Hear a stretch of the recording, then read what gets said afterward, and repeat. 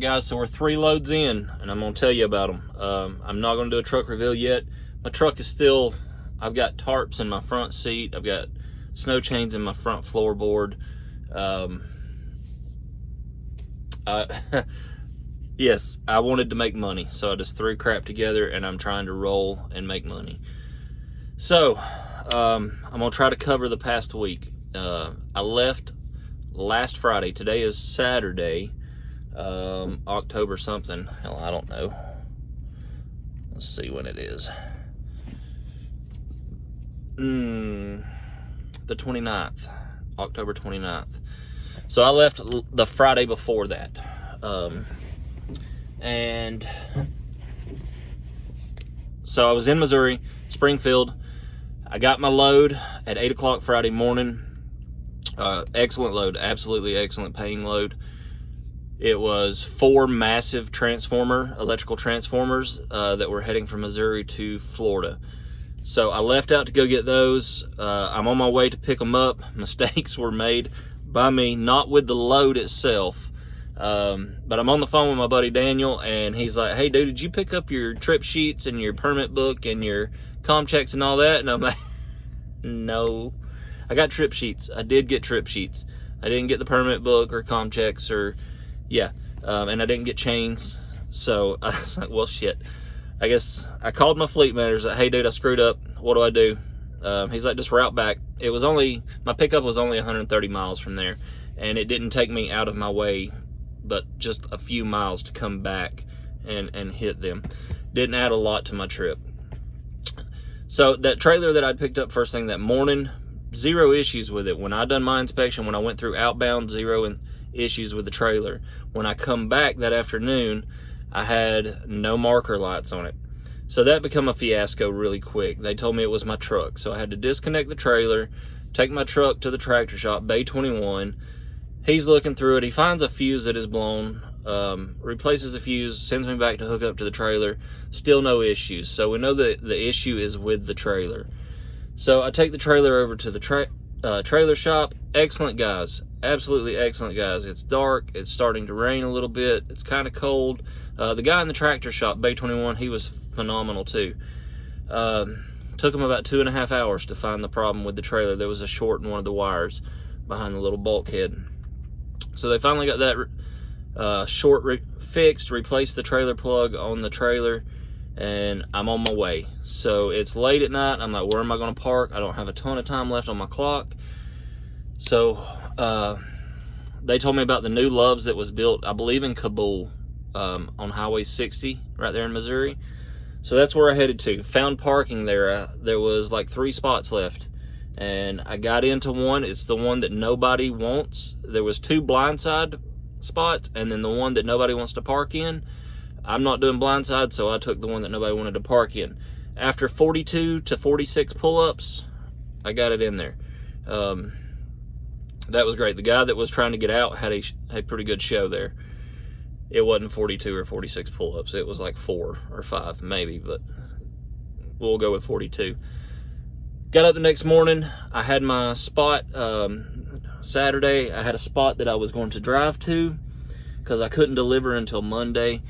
I believe it was in Birmingham, Alabama. Now, this was a week ago, so it's hard to remember exactly. I get down there about 5 o'clock in the afternoon, and that truck stop is absolutely packed full. Not a single parking spot anywhere. So I'm like, what the crap? This is ridiculous on a Saturday.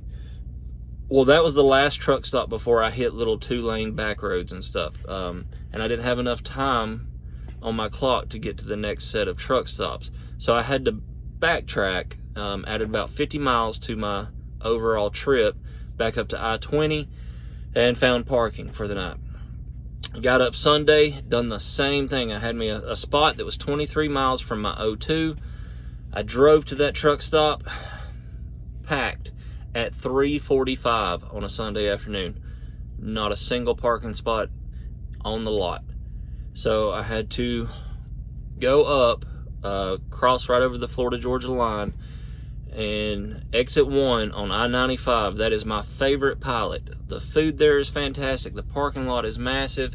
It's on St. Mary's Road. Great pilot.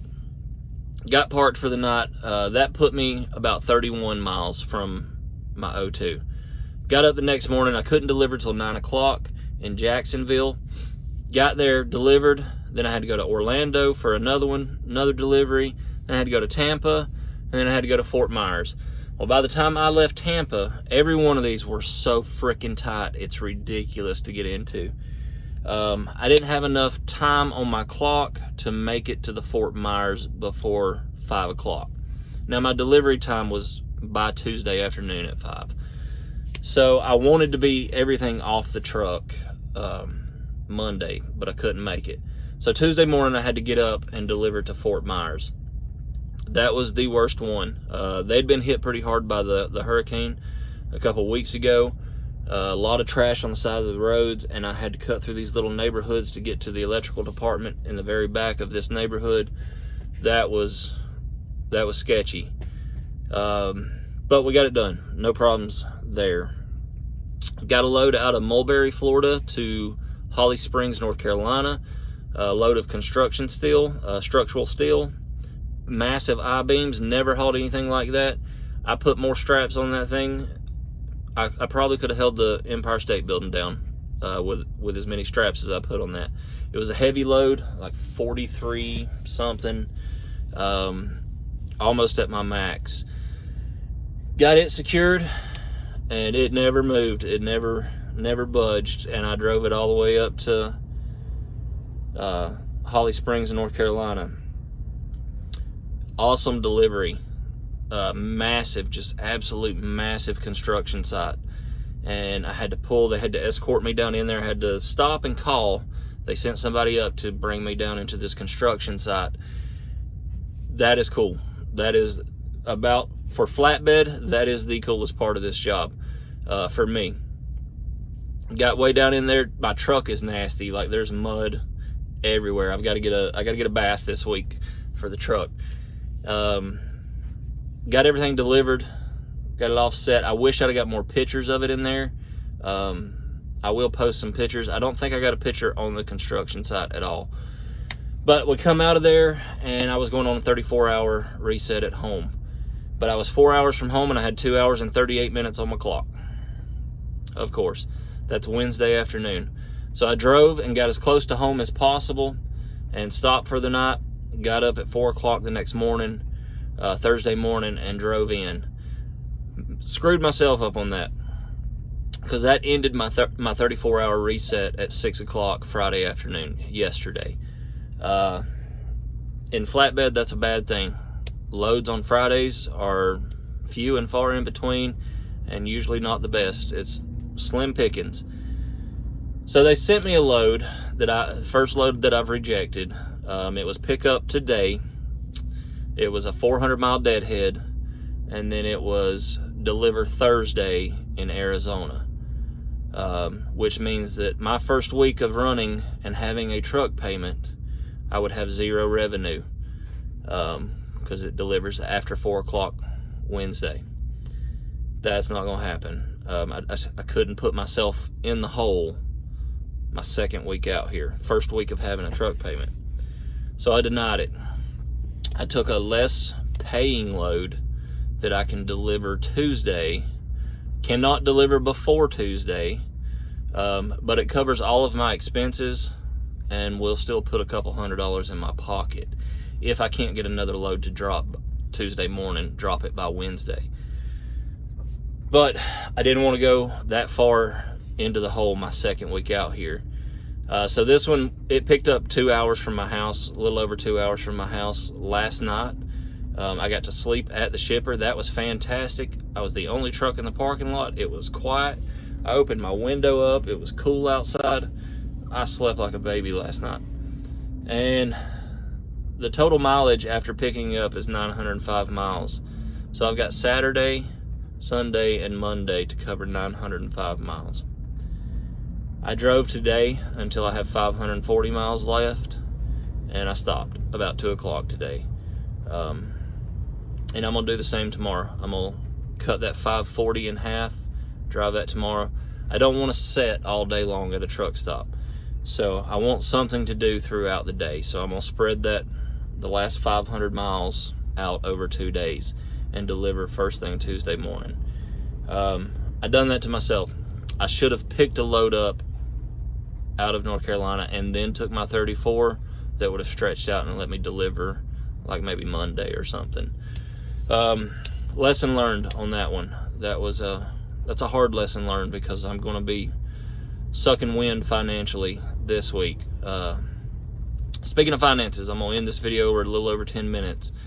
Finances, I am going to do, just like I promised, pay, but I'm going to do it after 4 weeks, okay? We're going to run for 4 weeks, and I'm going to break each week down. I am not going to show settlements, because if I miss something of my personal information, this, that, and the other, you can trust me or not. I have no reason to lie to you. I will be 100% with you. This week's going to suck. Last week was pretty decent. It was okay. I'm going to break down the hours that I worked in the week to make that money and how much it works out to be per hour. So give me 3 more weeks. Be right around Thanksgiving, the week of Thanksgiving, I will do a video on pay. All right, guys, as always, keep your head up, keep moving forward, do your best to be your best. If you got a veteran in your life, hug them, kiss them, tell them you love them. May save their life today. 22 a day is 22 too many. Life happens every day, ladies and gentlemen, good or bad. Learn to roll with it. That's what we're doing. Like, subscribe, comment, whatever your little heart desires. I'm good with it. Hopefully we'll see you out there. Be safe.